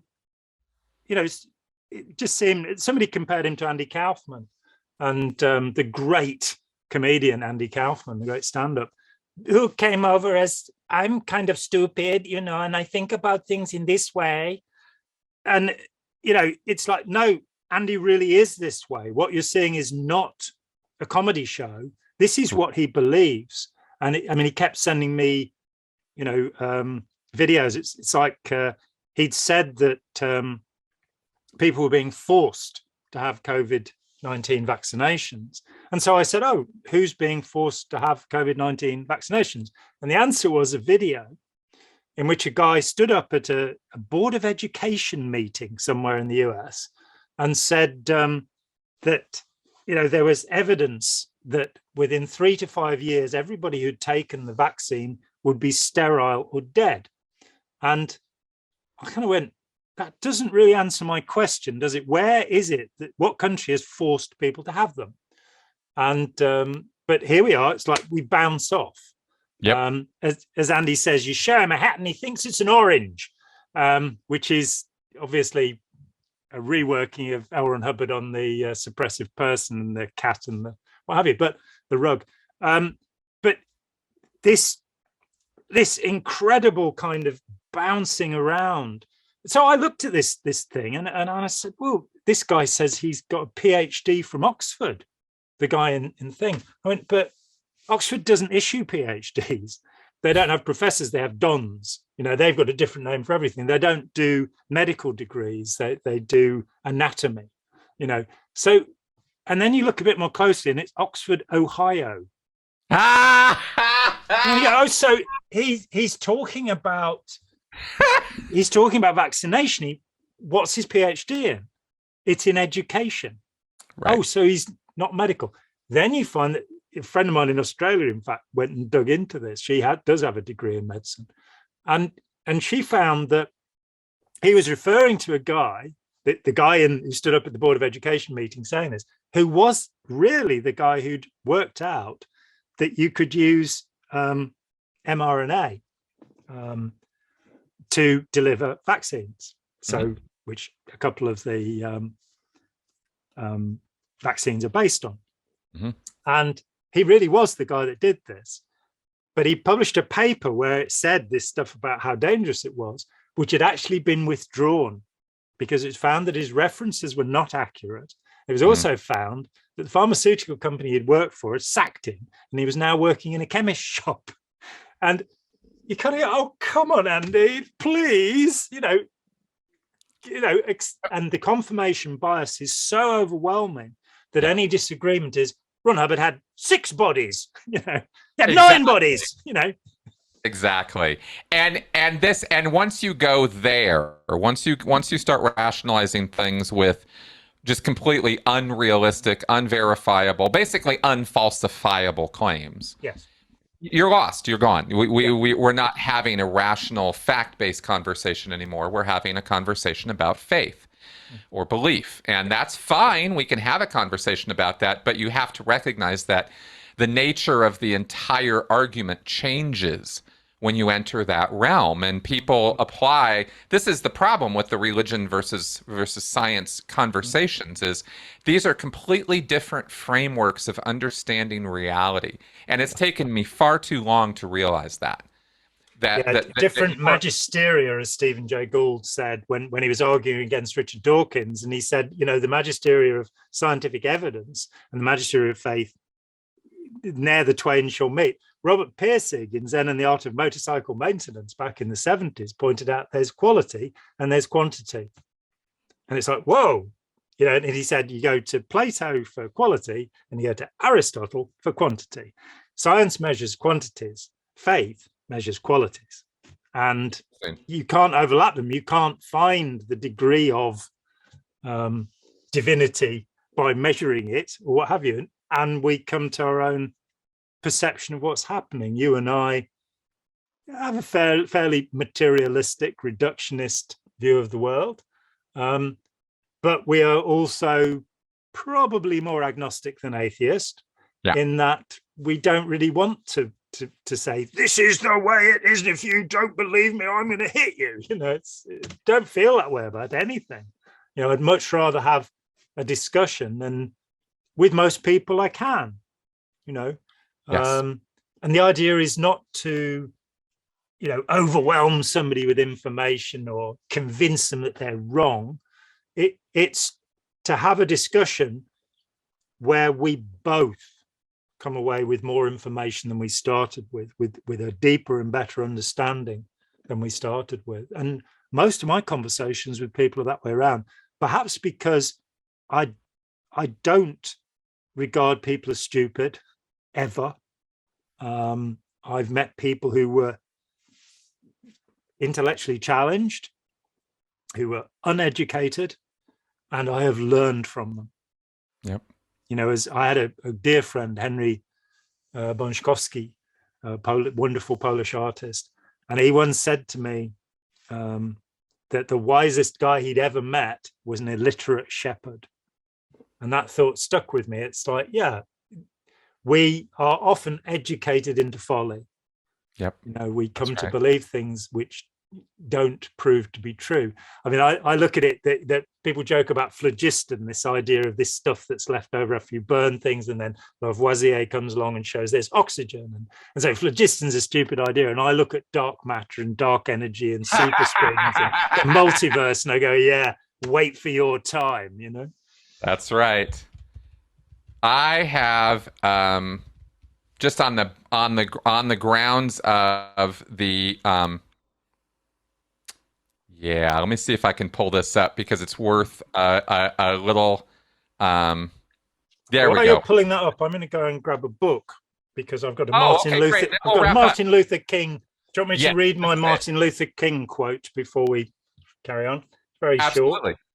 short. Rarely do we find people who willingly engage in hard, solid thinking. There is an almost universal quest for easy answers and half-baked solutions. Martin Luther King Jr. Wow. Well, I consider myself humbled for having followed in the same thought process before you read that quote. So thank you. Yeah. And speaking of humility, I wanted to bring up another quote on this along the exact same line that I thought might be a fitting conclusion to where we've gone with this podcast. Because let's face it, we've got to get to the end of this thing somehow. Well, basically, we just talk until we get done, and then until we feel done, and then we move on, right? It's always a couple of hours, isn't it? Somehow. Yeah, it always works out that way, and I always have the most fun with these conversations. Yeah, me too. So David Bowie. I will never forget this story. It always hit me hard. Here is how he describes it. He said, "It's easy to get caught up in the hype. It changes you. So I was on the set of the music video Ashes to Ashes. Do you know the one? I do. So we're on the beach shooting this scene with a giant bulldozer. The camera was on a very long lens. In this video, I'm dressed from head to toe in a clown suit. Yep. Why? Why not? I hear playback and the music starts. So off I go. I start singing and walking. But as soon as I do, this old geezer with an old dog walk right between me and the camera.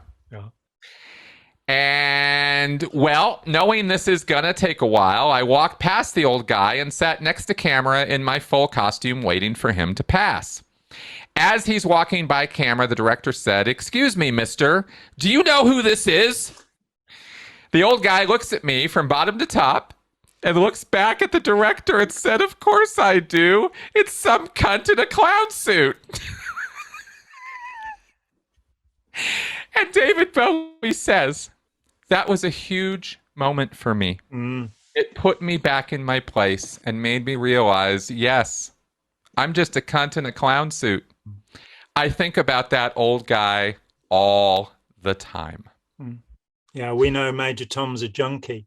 Bowie said that, he had a rotten childhood and he needed appreciation and adulation from others. And when you look at the desperate attempts that he made over the years, being a folk singer, doing all sorts of things, then he released as a space oddity. It's a massive hit and he can't follow it up. And he says, Major Tom is me. And he's talking basically about having, with that story as well, having graduated from a self-inflicted narcissism into becoming, human and one of the great artists of his period, without doubt, one of the most influential and profound artists of the period. There's an incredible disc which most Bowie fans don't listen to called Outside, which is him and Brian Eno producing a concept piece, and it has some of it's not easy listening, but it has some quite nasty things happening in it, but it's a very deep sort of science fiction story that they tell between them. So he was a man of tremendous depth and originality, and I know Tony Ortega misses him very badly indeed. I knew Woody Woodmansey, and he came round and borrowed my drum kit a couple of times when I was living in East Grinstead, and he had some horrible stories to tell about the younger David Bowie and the Spiders from Mars experience, like how he went up on stage and said, right, we're not doing this anymore, and he hadn't told the band that they were finished. That was it.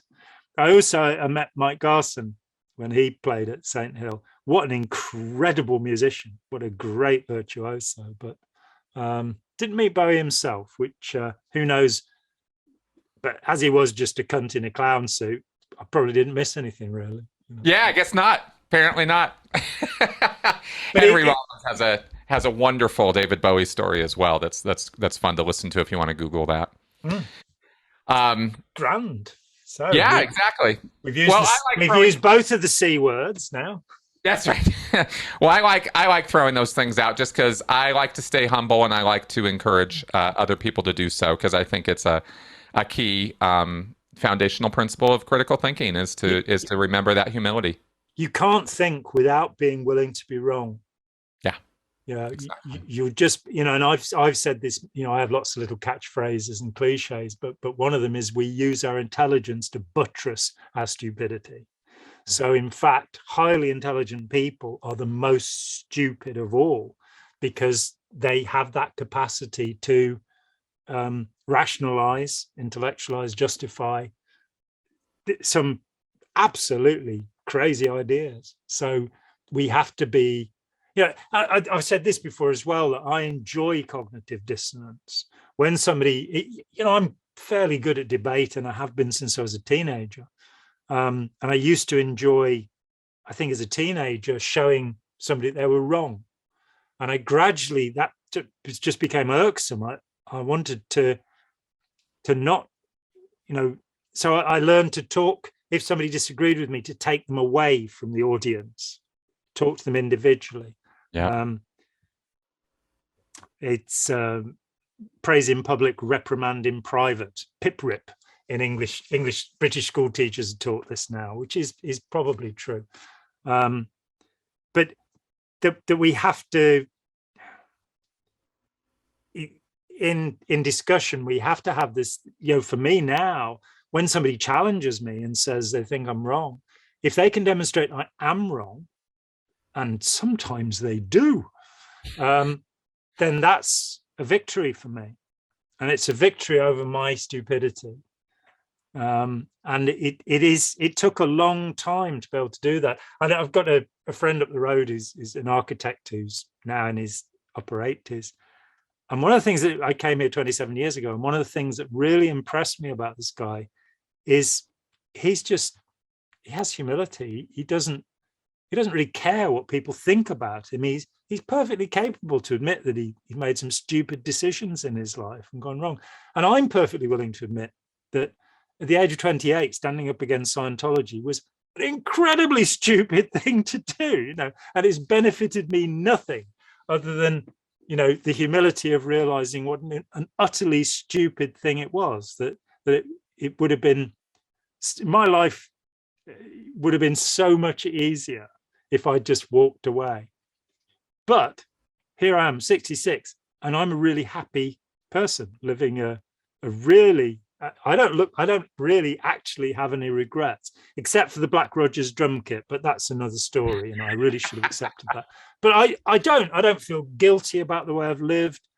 And I do feel if you do, A, not follow your bliss and not do what's meaningful to you, you will suffer and be unhappy. And B, if you allow injustice, again, Martin Luther King, injustice anywhere is injustice everywhere. Yeah. That if you let that happen, you won't actually reap the benefits of the gladness that I experience now on a daily basis, now that I've retired. Yes, we all get a chuckle at that, Jon. Well, in 2015, it was Tony Ortega saying, yeah, Jon's retired. Yeah, really? Yeah, right. Exactly. All right, folks. Well, we're going to wrap up now just because it's a good place to wrap up. And I think we've made some stellar and important points here as usual, which is always what we're really just trying to do. And maybe give a few examples and analogies or whatever as to what the hell we're trying to talk about here. But thanks, everyone, for coming around and listening to us gab. And this will post, of course, on my channel and on Jon's. So both of our audiences will be able to fully enjoy this. And I hope both of our audiences will share this around the internet and let other people know what both of us are doing, both together and independently, because this is important work. And I really do feel very strongly that if there is anything to be sort of propagated from this conversation, it is to please check out Jon's book, because there's a lot in there, and it's worth looking at. And so I want to end that by plugging that, because Jon, where can they get it? It's available through any bookseller, actually, and on Amazon, of course, the evil Amazon. It's available as a Kindle. It's available as an Audible. So you can listen to me droning on for about 17 hours or something in my ASMR voice.